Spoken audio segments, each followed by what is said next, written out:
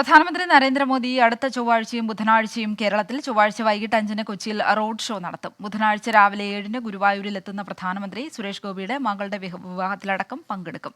അശ്വിൻ പാലാഴി വിവരങ്ങൾ നൽകും. അശ്വിൻ, പ്രധാനമന്ത്രിയുടെ മറ്റ് ഔദ്യോഗിക പരിപാടികൾ എന്തെങ്കിലും ഉണ്ടോ? എങ്ങനെയാണ് പരിപാടികളുടെ ക്രമീകരണം?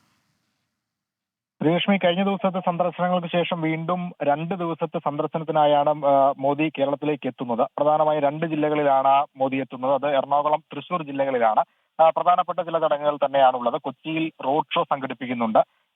ബുധൻ, ചൊവ്വ ദിവസങ്ങളിലാണ്, അതായത് വരുന്ന ചൊവ്വ ബുധൻ ദിവസങ്ങളിലാണ് ഈ സന്ദർശനമുള്ളത് എന്നുള്ളതാണ് ഏറ്റവും പ്രധാനപ്പെട്ട കാര്യം. ചൊവ്വാഴ്ച വൈകിട്ട് 5 മണിയോടെയാണ് കൊച്ചിയിലെ റോഡ് ഷോ സജ്ജീകരിച്ചിരിക്കുന്നത്. അതിനുശേഷം ബുധനാഴ്ച രാവിലെയോടെ ഗുരുവായൂരിലെത്തും. അവിടെ സുരേഷ് ഗോപിയുടെ മകളുടെ വിവാഹമുണ്ട്.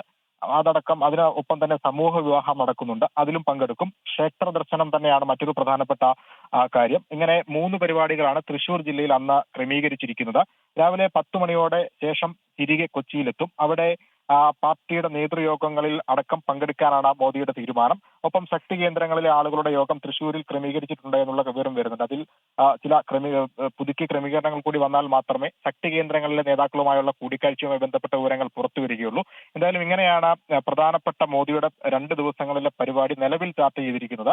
അതിനുശേഷം ബുധനാഴ്ച ഉച്ചയോടുകൂടി തിരികെ മടങ്ങാനുള്ള ഒരു ക്രമീകരണമാണ് ഏർപ്പെടുത്തിയിരിക്കുന്നത്.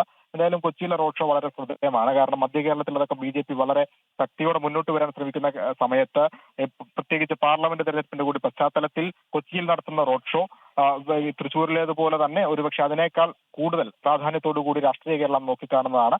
തൃശ്ശൂരിൽ വലിയ രൂക്ഷമായ വിമർശനം സംസ്ഥാന സർക്കാരിനെതിരെ ഉന്നയിച്ചിരുന്നു. സമാനമായ അല്ലെങ്കിൽ ഒരുപക്ഷെ അതിന് മുകളിലുള്ള വിമർശനങ്ങൾ വീണ്ടും ഒരുപക്ഷെ കൊച്ചിയിൽ ഉണ്ടാകുമെന്നുള്ളതാണ് ഏറ്റവും പ്രധാനപ്പെട്ട കാര്യം. എന്തായാലും ഇങ്ങനെയാണ് നിലവിൽ മോദിയുടെ സന്ദർശനവുമായി ബന്ധപ്പെട്ട കാര്യങ്ങൾ ചാർട്ട് ചെയ്തിരിക്കുന്നത്. ശരി അശ്വിൻ. 24 അഞ്ചിന്റെ വജ്രത്തിളക്കം.